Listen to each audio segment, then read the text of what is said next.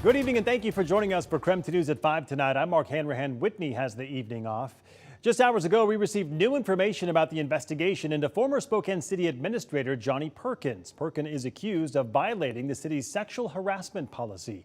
The details surrounding the city employees' concerns have been limited until now.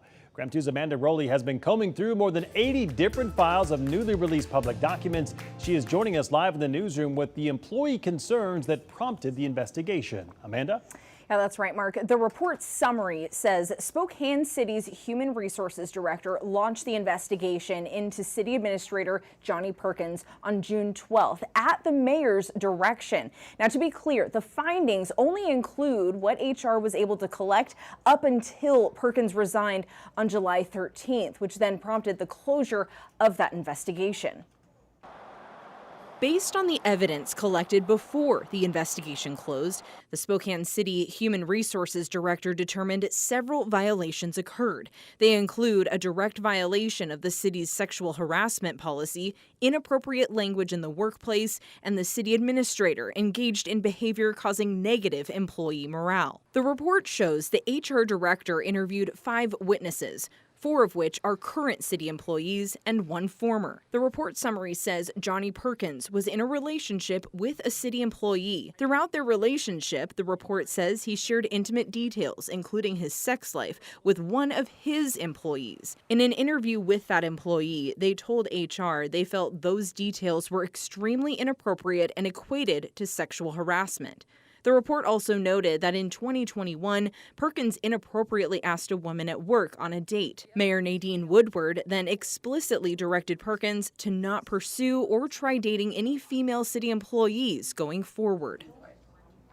Now, Perkins has responded to the city's report in a statement through his attorney. In it, Perkins categorically denies he engaged in inappropriate conduct or violated city policies. He claims the report's conclusions are based on inaccuracies and false information. He also denied sharing any intimate details about his relationship with any of the witnesses in that report or anyone at the city of Spokane. Now, this is only a brief summary of what is a very in-depth and complex investigation. Right now, we have a team in the newsroom working through these documents, which are upwards of 100 pages. Our plan is to have all of those details posted on our website in the next hour. Reporting in the newsroom, Amanda Rowley, KREM 2 News. All right, Amanda, thank you very much. In other news tonight, major crimes detectives still searching for 2 suspects involved in a double shooting early this morning in Airway Heights. KREM 2's Nathan Hyun has been tracking the developments all day long. He is live at the scene tonight. And Nathan, what can he tell us? Well, Mark, I'm near the intersection of West Mission and Dino Road where the double shooting took place earlier today. Now, this scene did get cleared at about 3 p.m. this afternoon, but at this time, no suspects have been arrested, and police haven't even released a description of them. At about 8 this morning, police received a call that someone had been shot on West Mission Road. When police arrived, they found 2 people shot. The suspects fled in the victim's white SUV. They shot him and stole their car. I mean, I feel bad for the kids. Police say the victims met the suspects at a casino and were giving them a ride when the shooting occurred. John Pegg lives close to where the shooting happened. He quickly found out the shooting was closer to home than he thought. I heard a siren go by, and then my dad texted me and said, just to let you know, I'm fine. I said, you're fine from what? Like, what happened? He said, there's a shooting at the end of his driveway. Pegg's dad actually offered first aid to the victims. You're locked down. They won't let you leave your house. KREM 2 was the only station to catch their phone conversation. I'm glad that they happened in front of your driveway. It sounds like they're serious but stable. Half an hour after police responded to a shooting, police responded to a car fire at the 2800 block of West Elliott Drive. Police confirmed that the car on fire was the victim's car. I heard a lady yell, "What the blank?" Then after that, I heard what sounded like gunshots.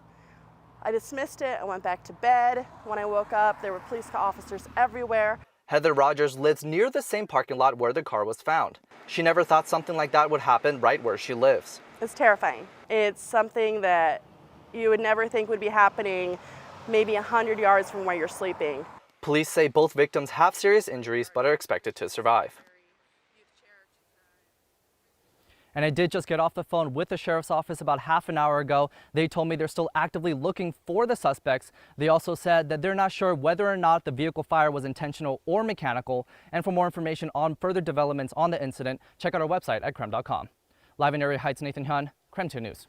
Nathan, thank you very much. All right, switching gears, let's take a look at the forecast with Chief Meteorologist Jeremy Legoo. Another hot and hazy day across the inland Northwest. Jeremy, how's our air quality looking tonight? Well, I think it's a little bit improved from where we sat, say, a couple of hours ago. But when it comes to air quality, we are still in the moderate range, and we likely hover in that good to moderate range tonight and tomorrow. All that smoke's coming from a fire burning all the way down in Oregon, and all of that smoke is traveling quite far to get here. So today, all of our atmosphere is stacked evenly when it comes to the smoke.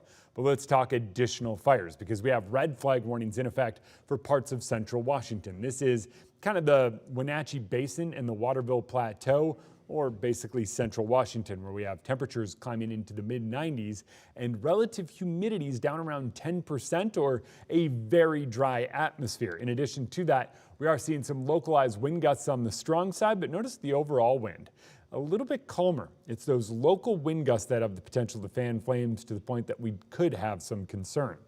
Tomorrow looks a lot like today. 92 degrees, sunny and hazy. Friday, we'll see increasing cloud cover throughout the day, and by Saturday, it's isolated storms returning to the region, and our fire threat shifts more to lightning than us. All right, Jeremy, thank you very much. We'll check back in with you later in the broadcast. Well, tonight we are still waiting on a new batch of results for the August primary election, but we are still tracking a few different key races that could shape the future of the city of Spokane. So let's take a look at the results at this hour. There are 5 candidates vying to be the next mayor of Spokane, including incumbent Nadine Woodward. Currently, Lisa Brown is leading in that race with 47% of the vote. She is followed by Woodward, who has 39% of the vote. Washington is a top 2 primary state, and that means the 2 candidates who receive the most votes in each race, regardless of party, will move on to the general election in November. Another high-profile race that we are tracking is the race for City Council President. We already know who is advancing to the general election, and that's because candidate Andy Rathbun dropped out of the race. That means Kim Please and Betsy Wilkerson will both be on the ballot in November. Right now, returns are showing Wilkerson with a 12 percentage point lead over Please. Both are looking to replace former Council President Brian Beggs after he stepped down last month to become a Spokane County Superior Court judge. All right, now taking a look at the numbers in other Spokane City Council races. A seat is up for grabs in District 2, which represents South Spokane. Right now, Paul Dillon is ahead in this race with 41% of the vote. Then Katie Traylor is getting about 33% of the vote. So if these results hold, it looks like Dillon and Traylor will move on to the general election in November. Looking at the race for Council District 3, right now it looks like Kitty Klitsky is in the lead with 36% of the vote. And further back in second, Earl Moore with about 22% of the vote. Again, the top 2 candidates who get the most votes will advance to the general election in November.